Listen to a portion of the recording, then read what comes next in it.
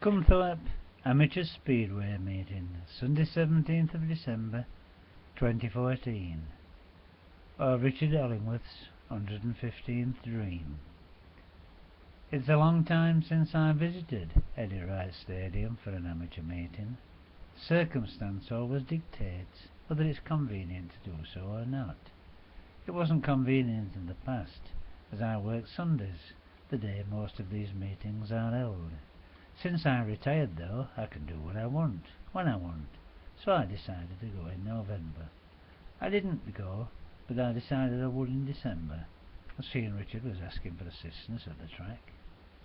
I also had another motive for going, to get rid of numerous Speedway books, programmes, etc. I had gathered together during the 70s and 80s.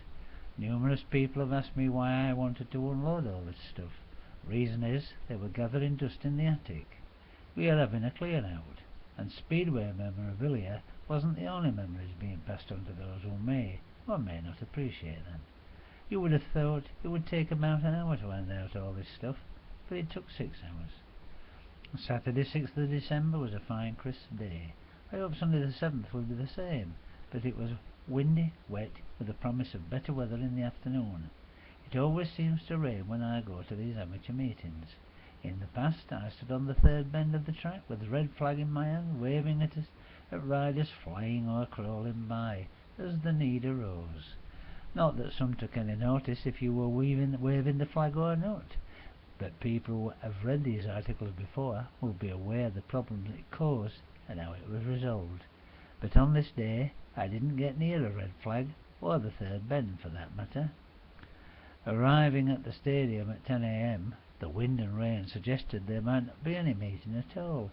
In contrast to the weather, the full car park and activity going on suggested those who had come were expecting to ride.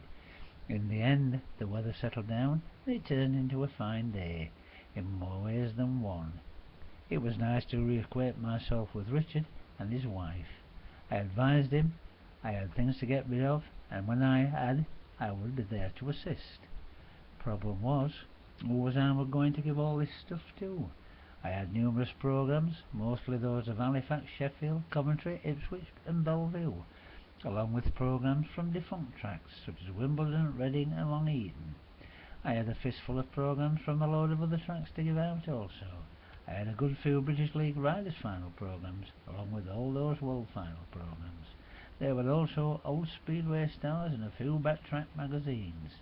But where did one begin with the great Speedway giveaway, and what kind of reaction would I receive when trying to give someone an early Christmas present?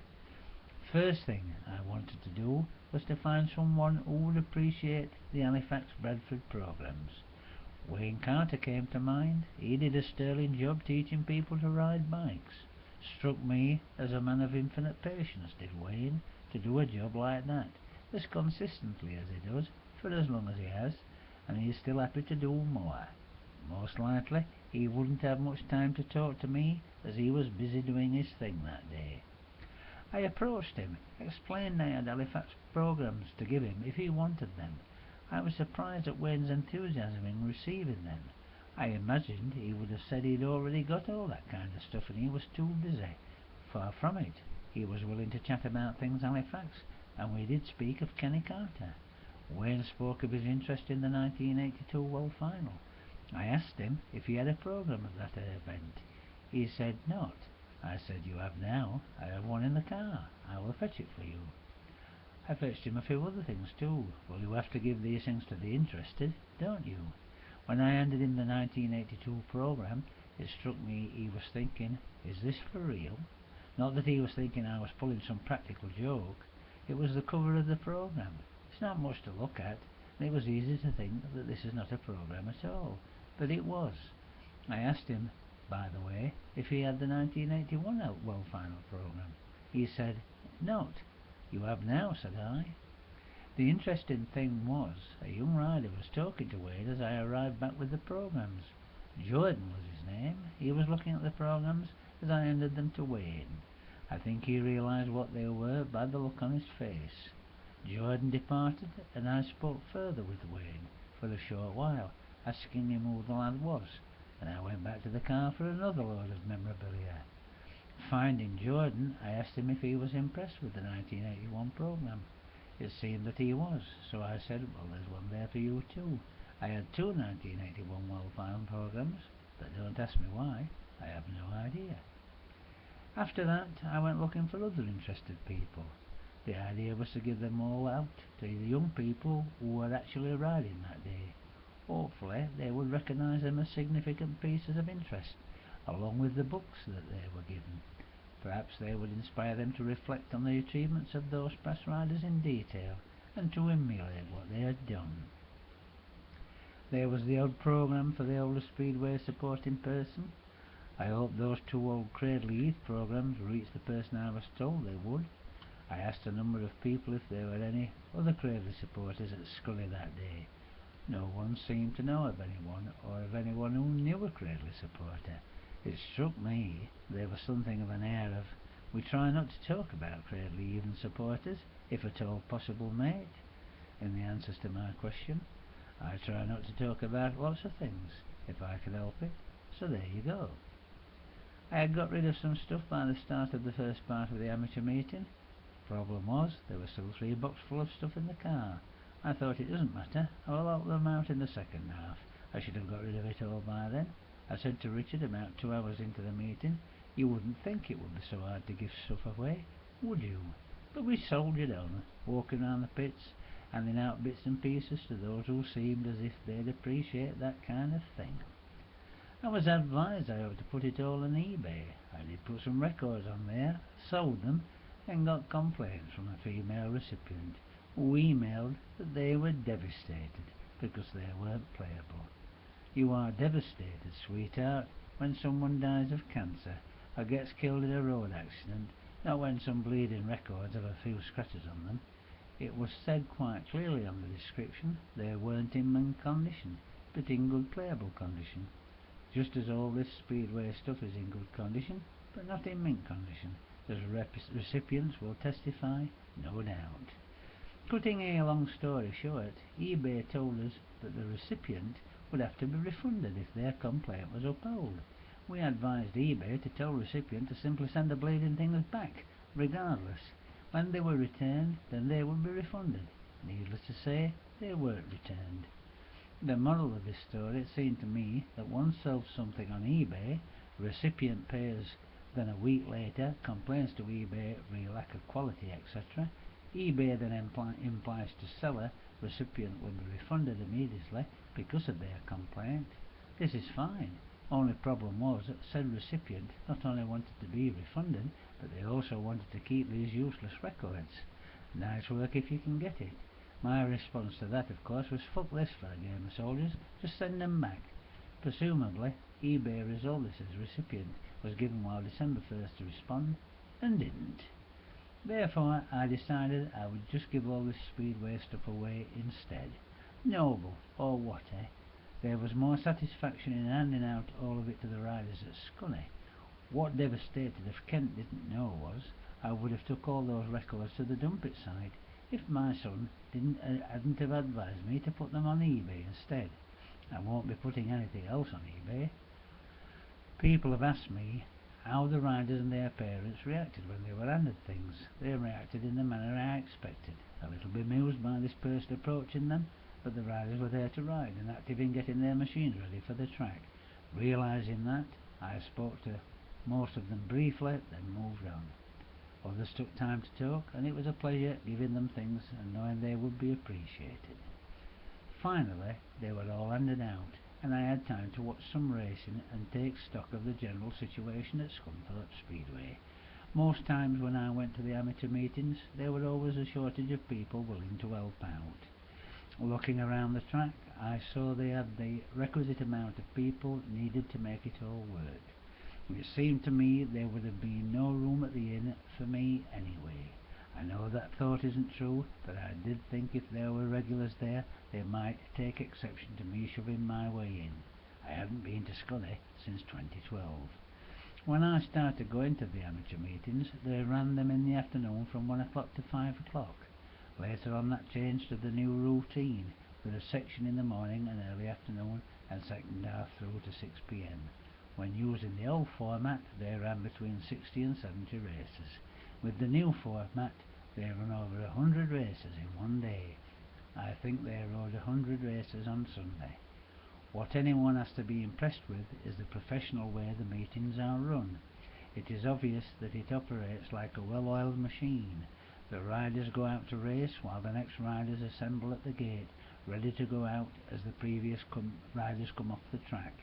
It goes on like this all day, non-stop, as it must do to get through all the races and to satisfy all the riders who have come from far and wide to race. All of this is down to one man, and that man is Richard Hollingsworth. Richard won't take the credit, he's not that type of person to do so, but it is he who is the linchpin of it all, around which the rest of it revolves. The reason it works is because all those who turn up to assist with the meeting realise how dedicated Richard is about Speedway development. They apply themselves to making the meeting work because they understand what Richard is doing and want to assist in helping Richard make it happen. The riders and those there to help them also realise what Richard is trying to do, and they respond by being ready to race when they should be ready to race. The truth of this is self-evident, because if any of these parts malfunctioned, then the rest of it would fall apart. Anyone who rides a Speedway bike or mechanics for anyone knows this. One of the reasons I went to Scunthorpe on Sunday was because I am aware of the problems they are having there regarding the viability of running Speedway after 2015. I said I was going while it was still there to go. The only thing I ever really disbelieved involving Speedway was when it was suggested to me that Halifax Speedway was in danger of closing circa 1986-1987. I didn't believe it would close because I thought the very idea of Halifax closing was insane. It was the best Speedway track in the world, in my opinion. Reason I went there every Saturday, rather than go to Hyde Road to watch Ivan, Soren, Peter, Chris Moore and Chris Busey et al. It was 27 miles from where I lived to Halifax and 27 miles from where I lived to Bellevue. I could have gone to either, but I went to Halifax. I thought it was insane that anyone would let Halifax close. I thought anyone who let it happen was insane. But it happened, and it can happen to Scunthorpe. The moral of the tale being, you can work your little cotton socks off, you can be as dedicated as the rest of them, you can produce a slick, well-oiled machine, run 100 races and say to one and all, top that if you can, but if no one is interested, you can end up closing up all the same. I write, I have lost count of the number of times of people have asked me why I'm not famous, and I know the reason. Years ago, in 2002, my house was renovated. Clive, the builder, who did the job, worked on the house 6 weeks. We got on well because I let him get on with it without questioning him every 5 minutes about his professionalism. I played music all the time, music taped from records. I had, so I didn't have to play the records and wear them out. Reason I knew there was nothing wrong with them when they were sold, so stitch that, devastated of Kent. One day, for some reason, I played Benny's young work of some songs of mine I had recorded while Clive was sizing up the next job. Ben was amazed when he asked me who actually recorded the songs I was singing, and I told him they were all mine, and I had thousands of them. Clive returned, said to Ben, I said to Ben, don't say anything, see what he says when he comes in. Clive walked in, cocked his ear, listened, and I said, now then, Clive, who is that singing? I have never forgotten his response, which was, well, there's no need to say it's thee, because I couldn't sing like that to save my life. I asked him to listen again, and he realised it was me. Clive thought to himself for a while, then said, can I ask you a question? And I said, and what question is that, though I already knew what the question was. Why aren't thou a multimillionaire? And I said, I'll tell thee why I'm not a multimillionaire, Clive, because no one's interested in what I have written. That's why, Clive. If you really want to know, mate, it's the price you pay for writing the songs you want to write, and not commercial songs. In other words, if there's no response to what you do, some would say there's no point in doing it. I've never subscribed to that thought, and neither will Richard Hollingsworth. No matter how long the day of racing is, it inevitably comes to an end. The meeting concludes with the trio of finals for the different classes of riders.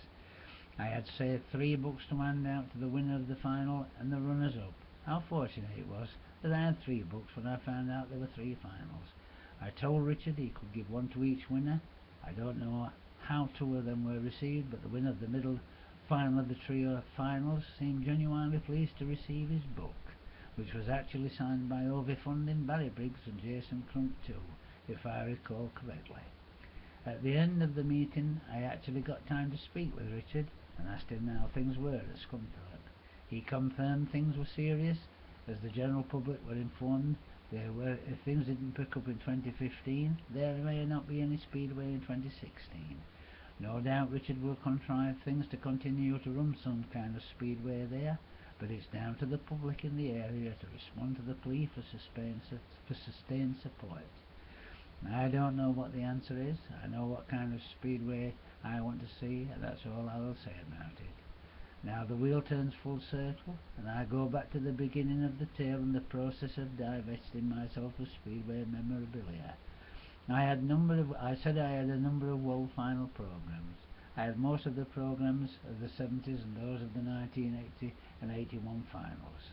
I also had a vinyl recording of the 1974 world final, for me the best world final I ever saw. Anders Michanek was superb that day.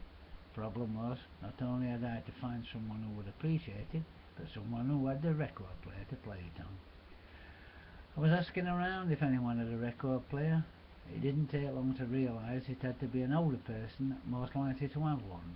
I was asking, do you have a record player, mate? Getting a negative most of the time, and this old guy in leathers walked past, and I asked him, did he have one? I asked him if he wanted a record. He asked if it was Mantovani. I said, well, that's near enough, mate, it's Anders Michanek. He finally realised what it was about and said, I went to that final, and I told him so did I, and now you will be able to relive it. I hope the bleeding thing plays okay, don't you? Besides the world final programs mentioned, I had 2 others I was trying to find the appropriate person to give to.